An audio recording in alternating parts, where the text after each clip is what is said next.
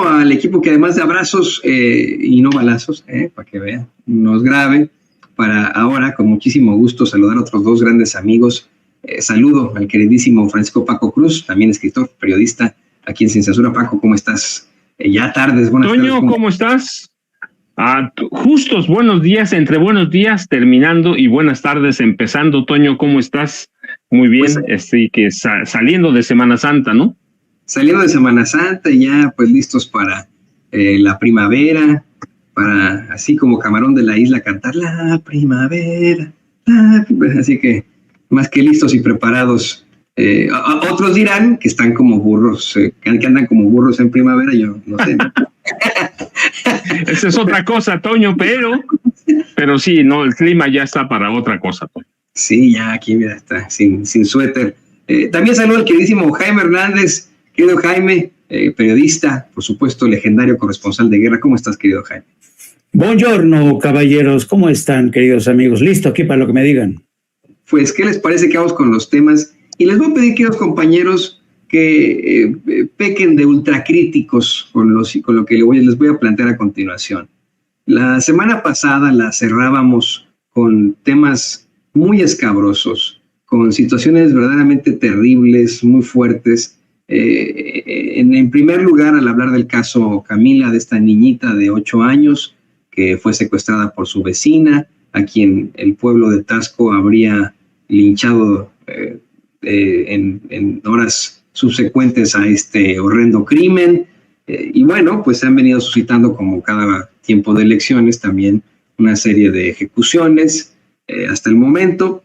Hoy, en la conferencia de prensa mañanera, el presidente López Obrador aseguró que no se había visto tanta nota roja como ahora. Yo debo decirlo, ¿no? En el caso de los linchamientos y en el caso de este tipo de circunstancias, efectivamente, ¿no?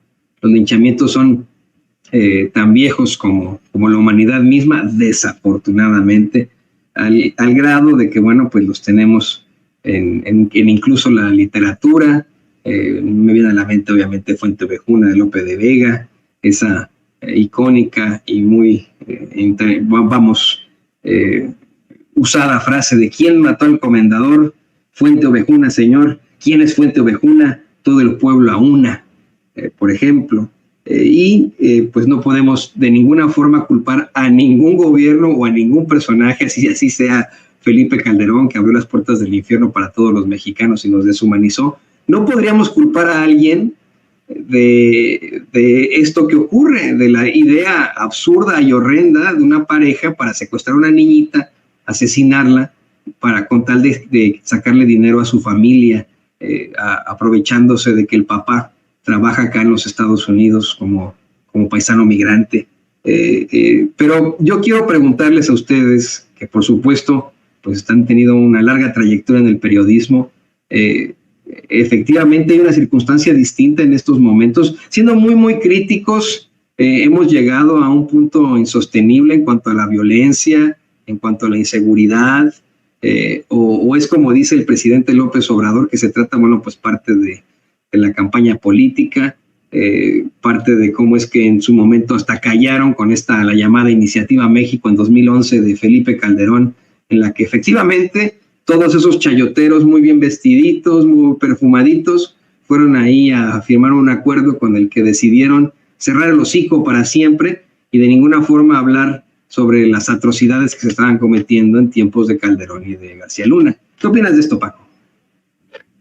Mira, Toño, yo lo he calificado, es un crimen un asesinato de maldad pura, que tiene muchas cuestiones. Primero, la descomposición social, el rompimiento del tejido social que no se da en una generación. Esto viene de décadas.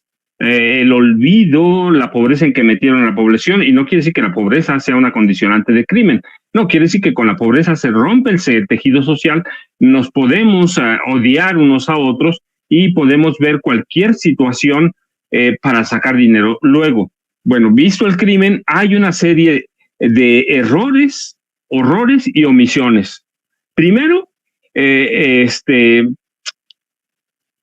una vez que se da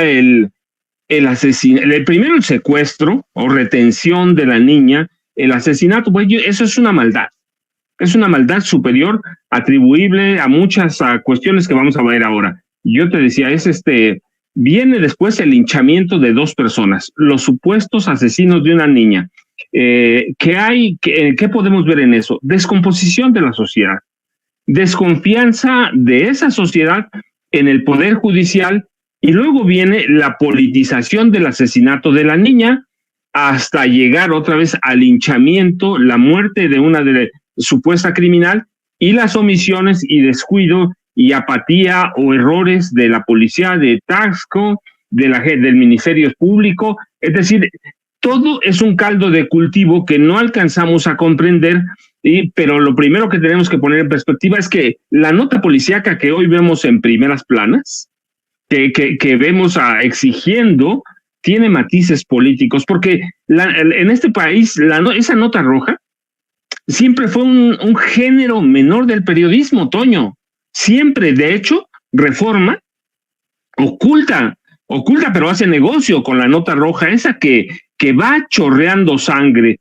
Sí, tiene otro trasfondo, así que esa nota siempre, ese género siempre fue desdeñado. Recuerda, Reforma tiene un periódico extra en el que a los Junco no les gustaba poner su nombre para publicar esa serie de crímenes. El Universal tiene el suyo.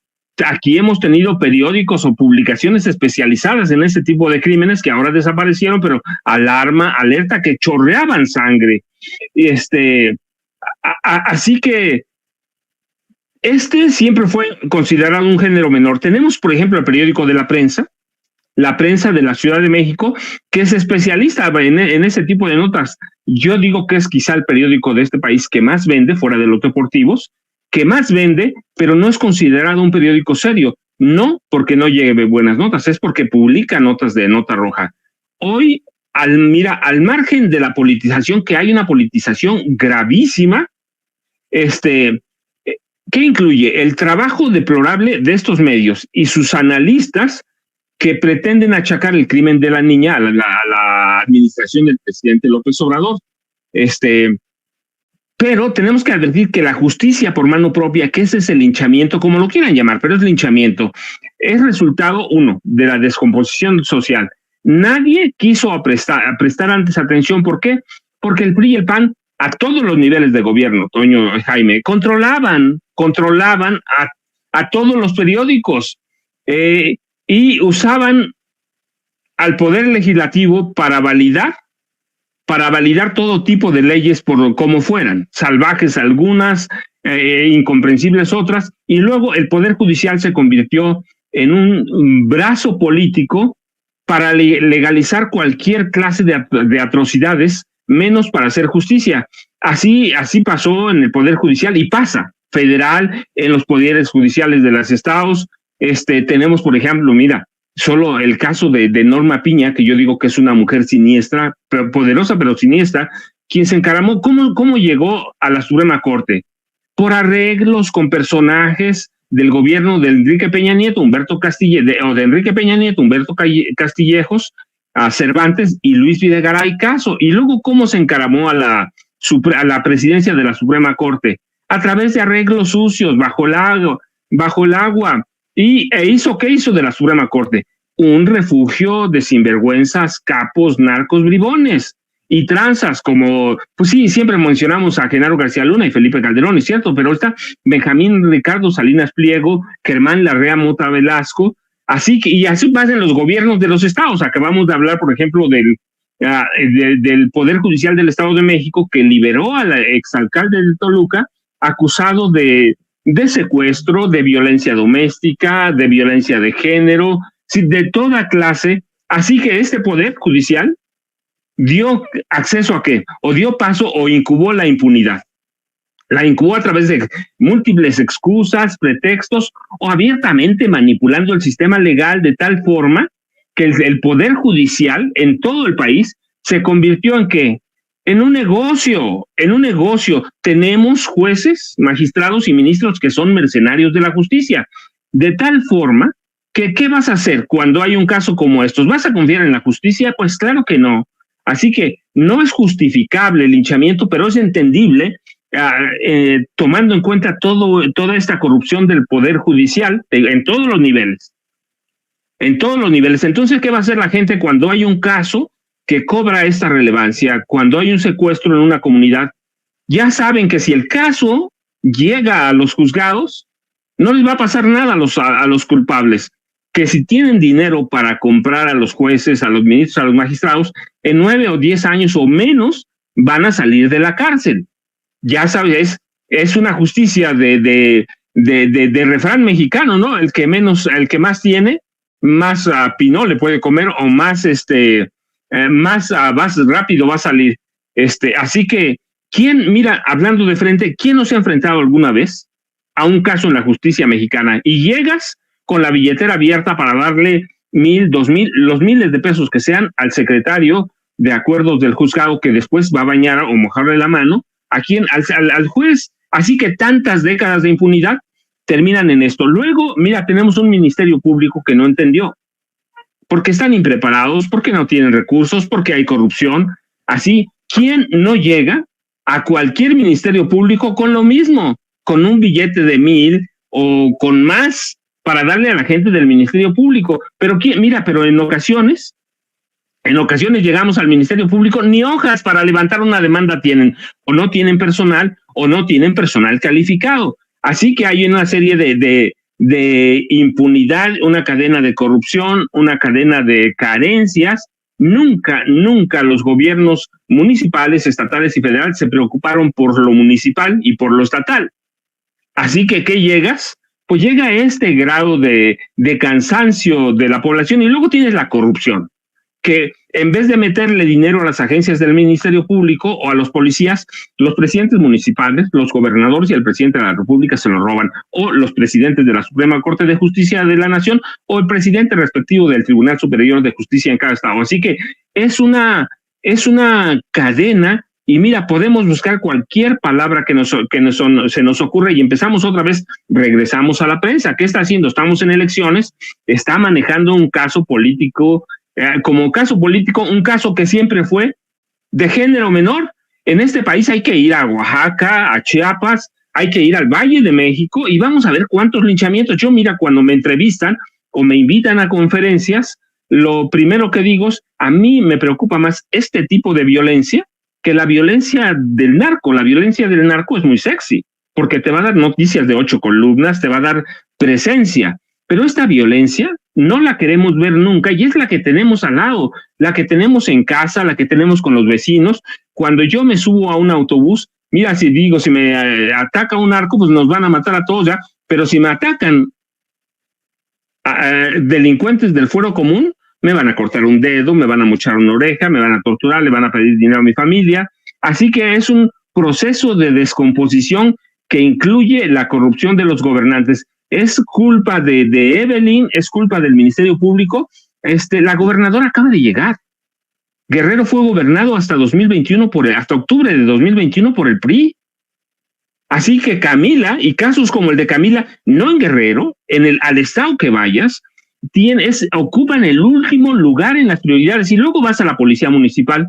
¿Qué tiene en la policía municipal? Nada. La mayoría de los agentes reclutados carecen de todo. No tienen armas, no tienen preparación, no tienen recursos. Así que, y luego tienes un gobierno en 2006, 2012, Felipe Calderón, que le entrega la impartición de justicia a un personaje oscuro como Genaro García Luna y corrompe todo. Bueno, termina de corromper, que ya venía corrompido. Así que, ¿qué haces?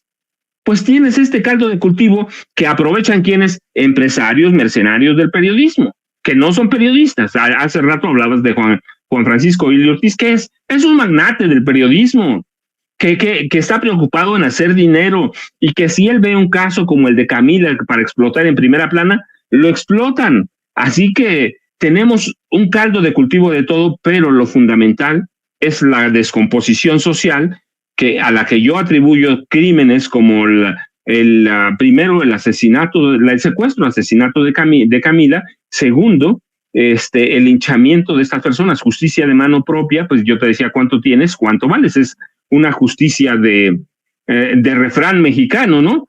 Así que, y luego tienes a televisoras como TV Azteca y Televisa, cuyos dueños están preocupados en otras cosas, están en la grilla.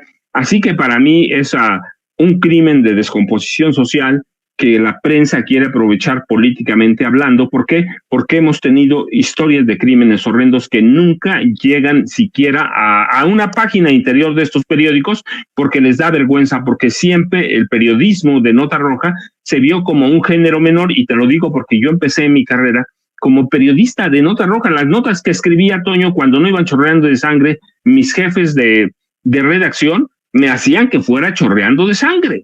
Así que es un género menor que incluye todo, pero lo preocupante es, como dicen en mi pueblo, con dinero baila el perro. Así que si tienes dinero para comprar a policías, tienes dinero para comprar a ministerios públicos, a jueces, a magistrados o ministros, ya la libraste. Y este crimen, para mí, engloba todo esto. Así que una disculpa por haberme extendido, Jaime, por haberme extendido, Toño, pero para mí es muy preocupante. Yo les he comentado, yo siempre vivo en pueblo, me gusta vivir en pueblos que están abandonados de todo. Así que para mí tiene muchas razones, y hoy tenemos una prensa mercenaria, que la hemos platicado muchas veces, que está aprovechándose del caso de la niña Camila, Toño y Jaime. Sí, y hay que ser muy, muy honestos con esto. Es un género muy antiguo en el periodismo, que es resumido hasta en las clases en la universidad al hablar de los tabloides, algo que, mire, pues se utilizaba desde finales del siglo XIX, principios del siglo XX, y siguen existiendo esos tabloides. Efectivamente, el periódico que más tiraje tiene es La Prensa, o hasta donde yo me quedé cuando iba yo a estudiar ahí, en la calle de Basilio Vadillo, teniendo de espaldas ahí el periódico La Prensa.